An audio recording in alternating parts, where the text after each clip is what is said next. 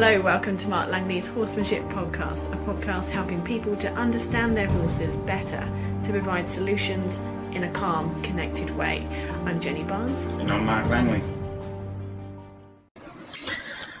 All right, I've got a question here from Samantha, which I'm going to hit you up with. It's just come through. And she's got a question about some Brumbies. She's adopted two Brumbies. They're both geldings. One is about 4 and the other one is about 2. She has a 16-year-old daughter as well. Now, the 4-year-old is very much in your face and a little bit pushy. He does tend to pin his ears back sometimes and looks very grumpy. And he was being patted the other day by her daughter. Everything was going fine. And he suddenly bit her on the shoulder. So they felt it was quite out of the blue. He was smoochy and sniffing her, getting up very close and personal. Samantha thought it looked like he was going to play. She started to giggle a bit, and the next thing, whack. So he pinned his ears back, bit her, and he wasn't playing at all. So the mum, obviously, Samantha stepped up and sort of got him to move away from them. And the 2-year-old had very strong body language and walked him away. So she's wondering, first of all, why would this Brumby have done this? And secondly, now her poor daughter has lost a lot of confidence. How do we build up her confidence again and avoid it happening? Yeah, it's tough. That's the learning curve of having horses and having horses that we try and sort of get quite friendly, and they become friendly. But and this is the testing. Horses do test a little bit, and it sounds like the horse was testing. You know, like they'll come in and it's also they can though I don't sort of that we talk about the pecking order and all stuff like that, and not necessarily a hierarchy, but the pecking order of, this horse pecks that one, this one, that one won't peck, it just works differently. And horses are constantly sometimes testing those boundaries with other horses as well. And so sometimes, by the sounds of it, like there's two things that can happen. And you probably know exactly which one of these it was, but I'm just going to sort of two scenarios. One scenario is that kind of connection and sort of rubbing experience started to sort of possibly set the horse's mindset in a bit of a mutual grooming type experience. And mutual grooming, sometimes they'll come in, some horses come in soft, some come in a little bit with their teeth and bite. And that bite could be coped with by another horse, maybe not a person. And that bite will get a quick reaction out of a person, because they'll go, really quick, sort of, geez, what was that? And because of that quick reaction that suddenly came out of the blue, then the horse that was responsible for that sort of nippy bite will suddenly shock and get its ears back and get angry and go, whoa, crikey, is this a conflict or not? So that's one scenario when a horse was exploring in the shock of the person. Because obviously you're not a horse and your daughter's not a horse, there's still a bit of I'm not sure if I'm doing the right thing here, but, this is something that I, it's exploring in. So the quick shock could have caused, it could have been a genuine just I'm mutually grooming, oops, I nipped too hard. And then the horse, the quick shock of the person causes that extra ears back sort of angry, sort of defensive sort of look. So that's one scenario, which I've seen happen before, and that one's just don't let the horse explore a little earlier until the horse can learn. So as soon as the horse starts exploring, getting a little bit in your pocket, you sort of say early, no, not yet, no, I'm not ready yet. And the horse starts to get more used to your boundaries and your body language. So it's actually asking softer to come in if you were going to groom with it and stuff like that. So that's something you can sort of, wean it into over time, instead of just sort of, let's connect and let's start to, just do stuff with each other. I'd connect a little bit and then I'd turn off. I'd connect a little bit and then I'd turn off.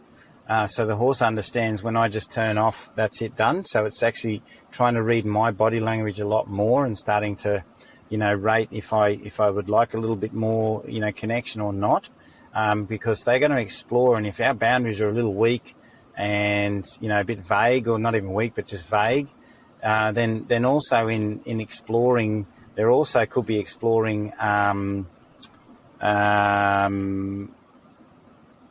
there could be a little bit of exploring, pecking order dominance and stuff like that. Even in a passive sort of friendly way, they could be testing that pecking order dominance. So very quickly, even if it's a passive sort of affectionate sort of stuff that I'm doing, if the young horses get a little bit too, creepy, as in they like it and they're pushing in, I very quickly say, no, I don't like it like that, thanks.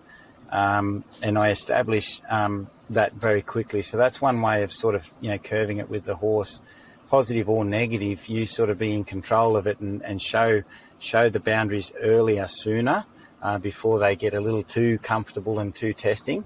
Now, I'm not sure exactly. So that was a scenario as if he's exploring and, the person snapped and he got angry. But in another scenario, he might have just been sort of in there testing and tested something. There could have been something that your daughter pressed that he wasn't comfortable with. She went a little bit too fast in a spot that subconsciously she didn't recognise and he did. And then he snapped and got angry. That could have been another scenario. But either way, in both scenarios, we have to be watching our horses and we have to be aware that we're not getting too friendly and they're not getting too friendly. And we sort of let it happen. We don't let all that friendly stuff happen too quickly. We let it evolve.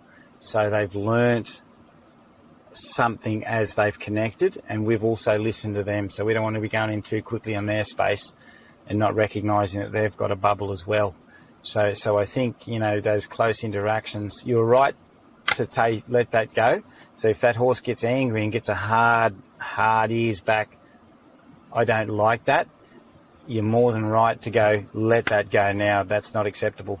Because the quieter we get our horses, and especially these little brumbies, I deal with a lot of little brumbies that become very quiet and they're very testing and they're almost like pets. And it's nothing for one of those horses that are quite humanised to start to kind of, treat us like another horse and come in quite hard with a bite that's going to, break the skin, just to sort of deflect or put, sorry, I've lost my not my train of thought, I lost my words there. Just to sort of deflect something or, don't do that right now and snap, and it just happens, and it happens quite quickly. So we have to establish our boundaries very quickly, but not look like bullies in the process. And that's important. But regarding your daughter's confidence, that's always a hard one. So her understanding has to be clear that maybe, the horse did this for a certain reason, but we're going to set it up that he doesn't do that again. So, and that's why I also build lots of boundaries in a sense through, not boundaries, but understanding through leading. So sometimes, instead of being at liberty all the time, we've got a lead rope on, and the lead rope's more important than us. So the horse knows where it's supposed to be emotionally by the way the lead rope is and things like that. So that's something you can teach the horse. And then your daughter can understand that when that lead rope's quiet, the horse is quiet. So I think getting her confidence back is approach and retreat with the horse, in the sense that you go back, you approach the horse, and as soon as there's a little sniff in communication, she cuts the conversation off and stands back and teaches and knows that he can stand quietly and not hunting anymore and stuff like that.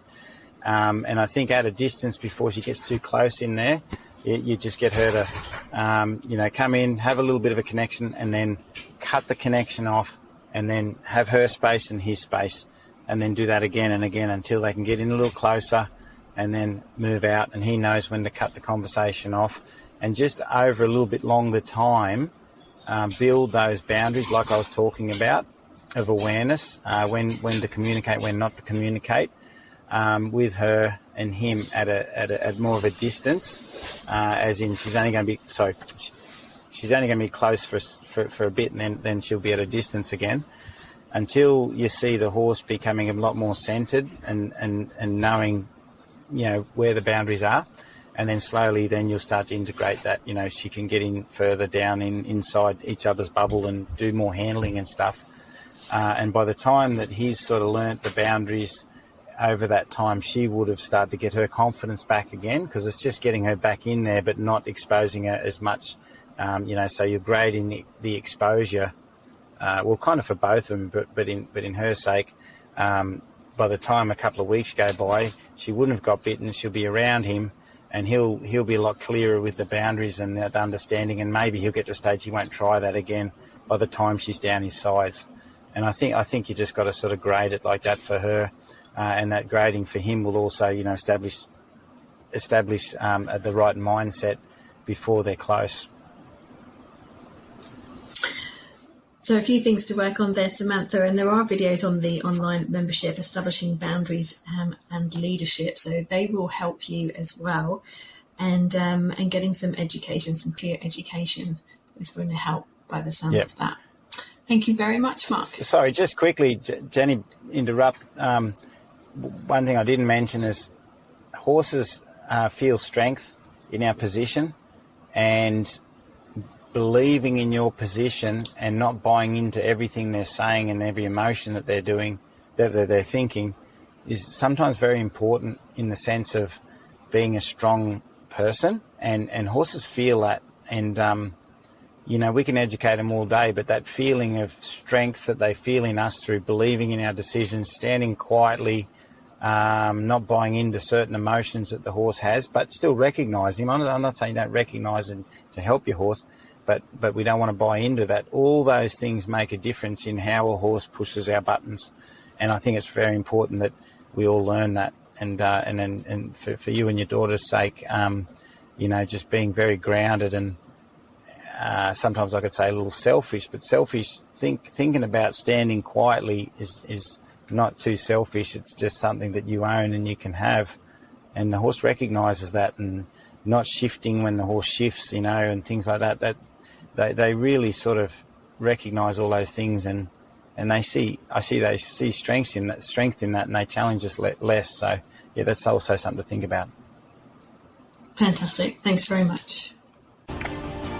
You can learn more from Mark online through his online training videos. Just search Mark Langley Horsemanship.